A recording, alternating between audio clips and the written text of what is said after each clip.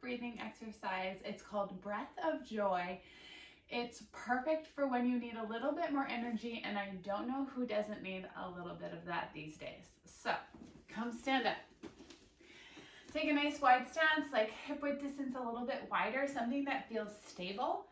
And it's a few parts to the breath, but really simple. So we're gonna start by breathing in through the bottom, middle, and top of our lungs. Inhale, inhale, inhale, and then big exhale.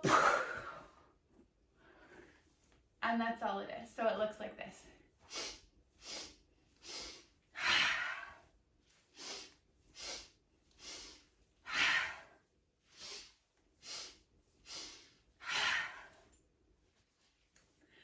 Right? How can you not smile after that? And really, you just want to feel nice and loose and bouncy and flowy through the whole thing. Give it a try. Let me know how it goes.